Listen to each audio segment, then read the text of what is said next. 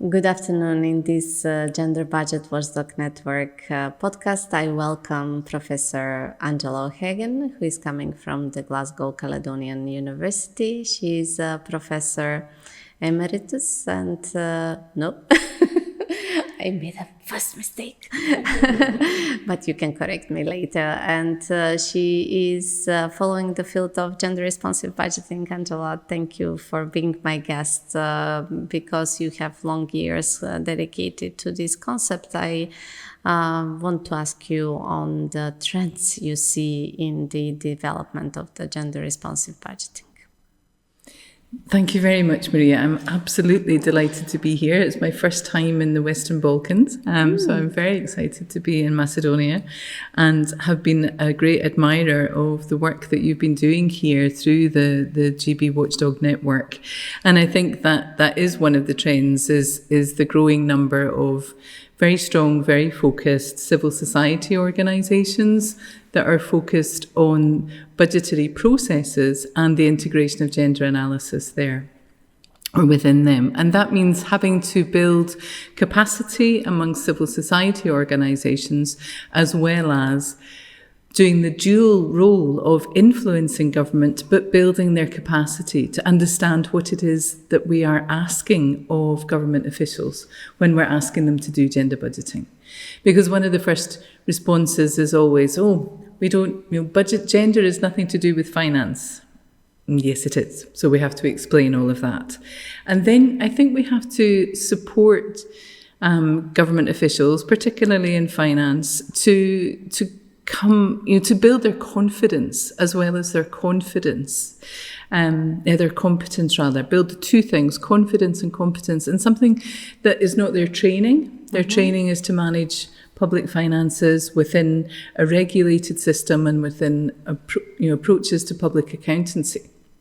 And so we're asking them to think differently about the budgets, because what we think from a gender budgeting perspective is that people are at the heart of budgets, because it's about making a difference in everybody's life. Their needs should be met, should be seen and reflected into the money that they project. Exactly. And so on that point about needs should be met, that's about analysis. It's about having the data. It's about understanding how people's everyday lives are constructed and the influence of established social, economic, cultural and political processes on those everyday lives that produce and reproduce the conditions whereby women's inequality, women's unequal access to services, women's unequal pay, women's marginalisation from all sorts of formal structures, so the formal labour market, formal health related services, sick pay, maternity pay,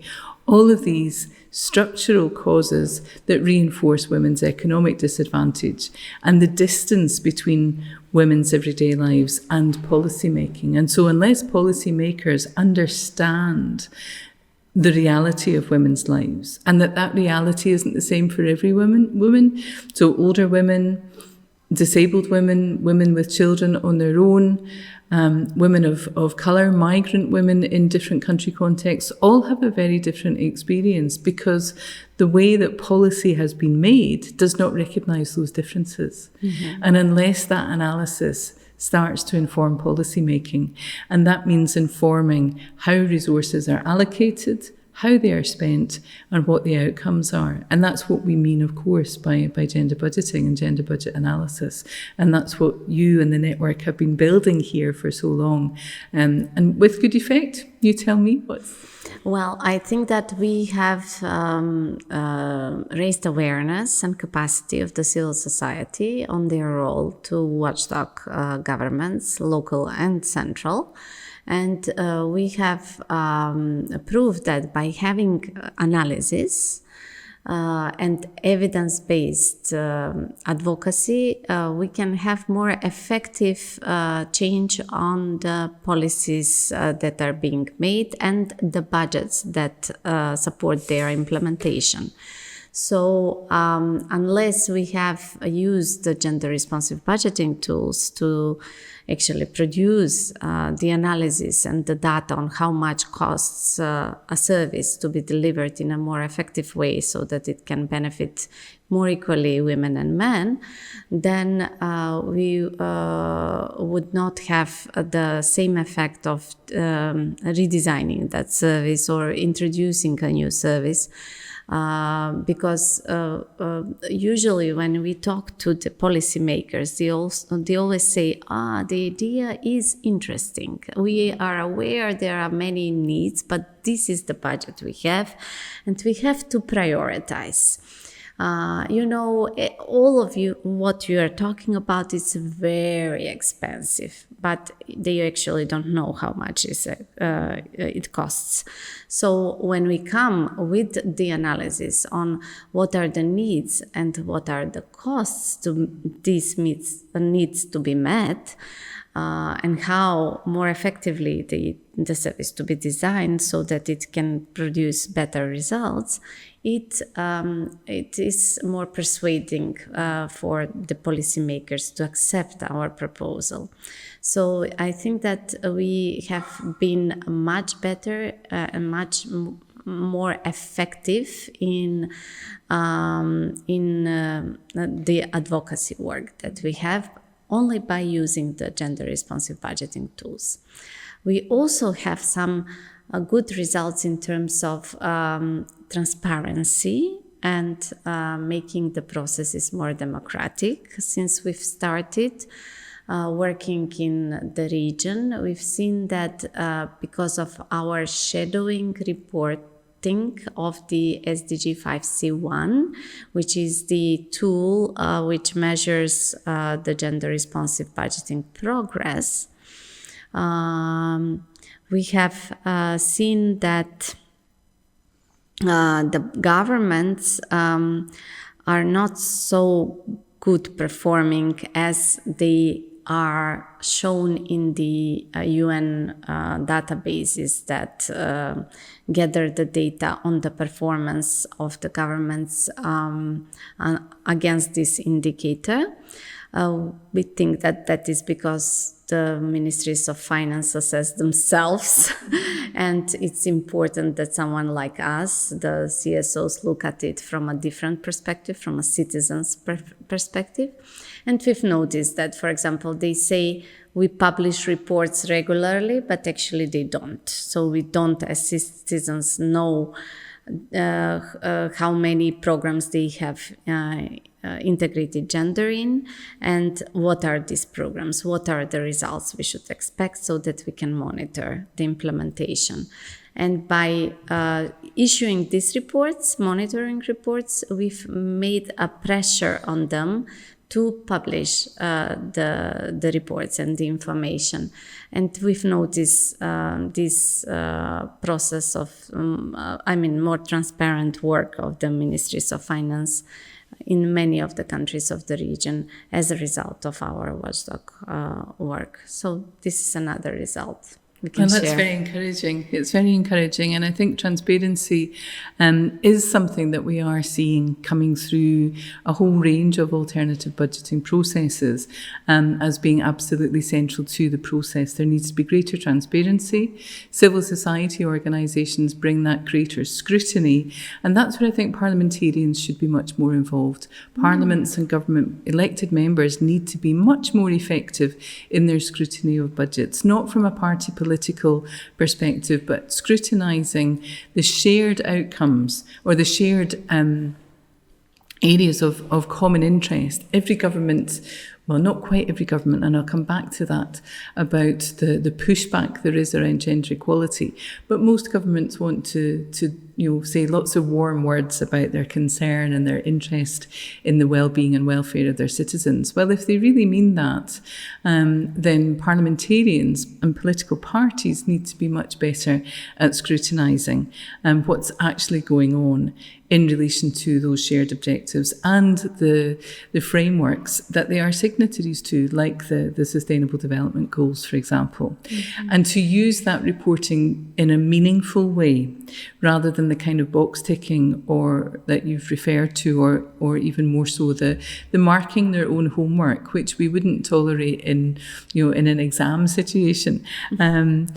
And we certainly shouldn't tolerate in terms of democratic transparency and accountability, because ultimately government is accountable to its people, and there needs to be more transparency in the budget processes. And I think that's where we've seen a lot of the work, and it's a lot of the heavy lifting in all of this that's done by civil society organisations. So typically under-resourced, small-scale organisations doing most of the hard work to build the capacity of government officials, of parliamentarians, and of others. And that should be the other way around. It should be the other way around, exactly.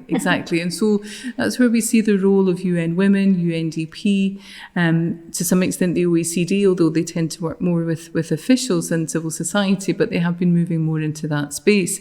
And so trying to build the capacity of civil society organisations to take on that role locally.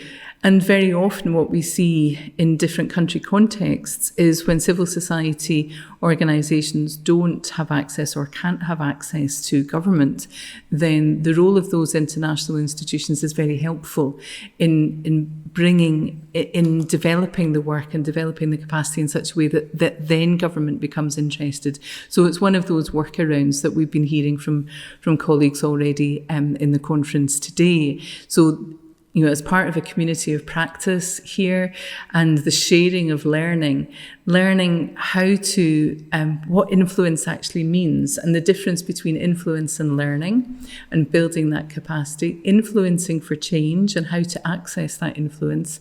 And that, again, the conversation today about the media and how to use the media to inform the media again, but for the media to inform the public as well. Because I think we still have this issue that, well, gender equality is not of interest to everybody. And anyway, why are we still talking about women's equality? Because we have all these laws and surely we have equality by now. Where, of course, you and I know, and everybody listening to this knows, that women do not have equality with men. Economic, social, political equality is not a reality in women's lives, and certainly not for disabled women, certainly not for migrant women, older women, or women with children on their own. And the assumptions that are made externally and the lack of political priority that flows from that, or reinforces it as well, to say, well, gender equality is not really a priority. And so where it is a priority can be in the form filling and the reporting and having gender equality strategies, but the measure of their effectiveness is how they're implemented, what is actually happening in practice. And that's where I think we need to be careful with some of the international measurement instruments, which you've touched on there, about the report writing. How in depth are those reports? How challenged are they? Where's the scrutiny? And when organisations like the International Monetary Fund or the World Bank or even the OECD look at countries and do their country surveys, how in depth is that going? And that, I think, is a worrying trend, in that the IMF and World Bank and others are seen to be proactive in this space. But when the research is as superficial as it is, and is very tick box, so what they're looking for reporting mechanisms to be in place, but they're not looking at the quality of the analysis, and they're not looking at what's done with the analysis. And that's where you and I know, that's where civil society come in as well and make that difference. And we've heard that from colleagues today from across Europe, across the Balkans, in terms of how civil society is using that information to challenge, to scrutinise, and to influence. And I was really taken by what you were saying a moment ago about evidence-based advocacy. In public policy teaching and literature, we talk about evidence-based policy making. I really like that idea of evidence-based advocacy. And that's where gender budgeting networks, the UK Women's Budget Network, are phenomenal at this. The Gender Watchdog, the GB Watchdog Network are fantastic at that. And putting the challenge back to the international finance institutions as well, to say, well, how well are you using the evidence that you require of us as recipient countries? How are you using that evidence? So that's where I think we are seeing some interesting trends in the challenges back from civil society to the institutional engagement, very alert to the potential for institutional co-option. And that there's a cloaking, that the international finance institutions can wrap themselves in this, badge of progressivity. But are they actually bringing about the kind of transformation that is necessary, an inclusive transformation that recognises the different lived experiences and makes an understanding of that a reality in policy making?